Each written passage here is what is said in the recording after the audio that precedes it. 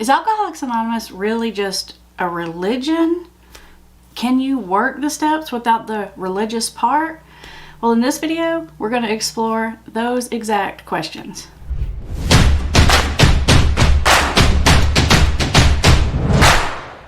For those of you who are new here, welcome to Put the Shovel Down. This YouTube channel is all about helping you understand the science and psychology of addiction so you can get your life and your family back on track. And this is the only channel that explains addiction from every single angle. And today, we're going to be looking at the Alcoholics Anonymous angle. And when I say Alcoholics Anonymous, I really mean like all the Anonymouses, like Cocaine Anonymous and Narcotics Anonymous, you know, all the Anonymouses. Because they pretty much work the same way. Alcoholics Anonymous was just the original one. So the program of AA claims to not really be religious, but spiritual in nature. I thought we'd take a closer look at that to figure out, does it really meet the criteria of a religion, and where does that come into play in the recovery process? Now, there are 6 primary characteristics of a religion that basically make a religion a religion. So let's go through each one of those and decide whether or not AA meets those criteria or not. And as we do this, if you have experience with any of the Anonymouses, I definitely want you to weigh in about this in the comments.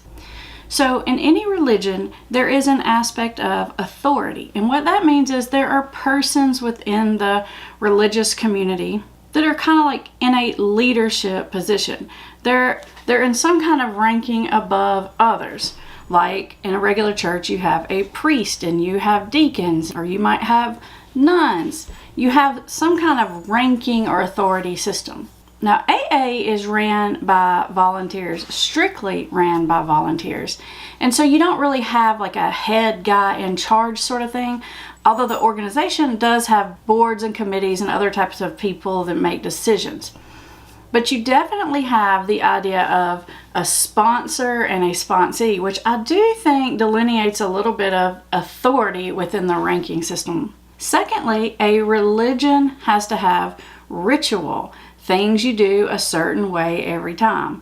I don't really think there's any question at all about whether or not AA has ritual. If you've ever been to an AA meeting or NA or any of those other Anonymouses, you know there's a lot of ritual. And the funny thing about it is when people first start going to any kind of 12-step group, they usually are kind of put off by these rituals, like the readings and the way people say things a certain way. But eventually, it's almost like you become so used to it, the tradition of it, you really begin to sort of love and like and look forward to. Kind of annoying at first, but then you kind of adopt it. But then most people kind of grow a little bit fond of it. Examples of ritual would be the readings, or picking up a chip, or calling your sponsor, or the way you introduce yourself in a meeting. Like, for example, you usually would introduce yourself with your first name and say, I'm an alcoholic, or I'm an addict, or sometimes people will say, I'm a grateful recovering alcoholic, things like that. But there's definitely tradition and ritual. Now, the third thing that every religion has is explanations, as in from whence we come and where we go kind of explanations. And I'm going to say that I definitely think Alcoholics Anonymous and all the Anonymouses have explanations. In the original Big Book text, they called alcoholism an allergy to alcohol. And actually, now that we have a lot more science, it's not that far off. It's actually pretty close to what's going on with the whole issue biologically.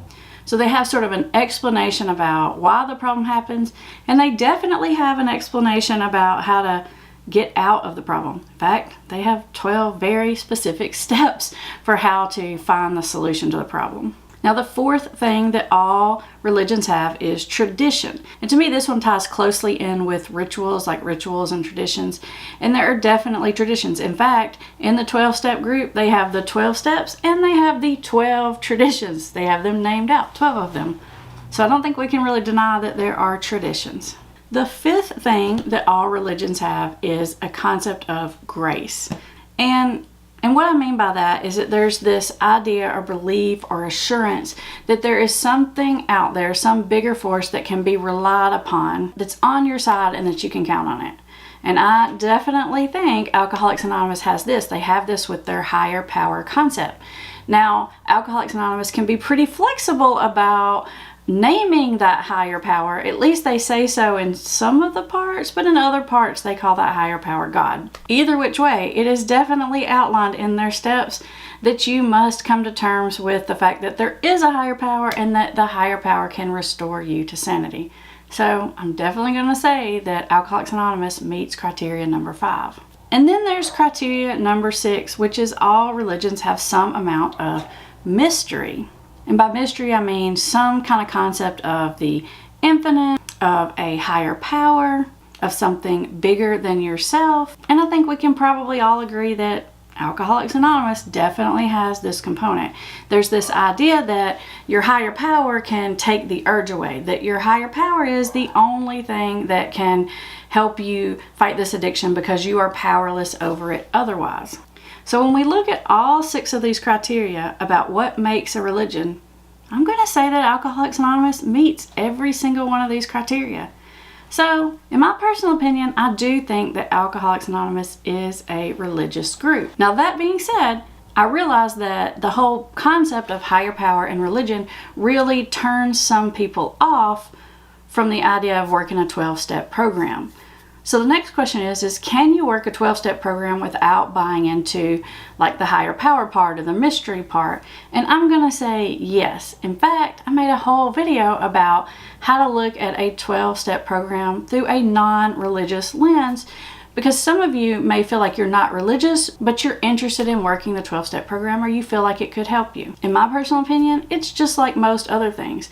There may be parts about it that you really like and you really feel like are helpful and you accept, and there are some parts maybe that aren't for you, and that's okay. It doesn't mean that the whole program isn't helpful. So check out this video next if you're in that dilemma and you want to know, can you work a 12-step program without the religious part? And don't forget, as always, there is a link in the description to lots of other additional free recovery resources.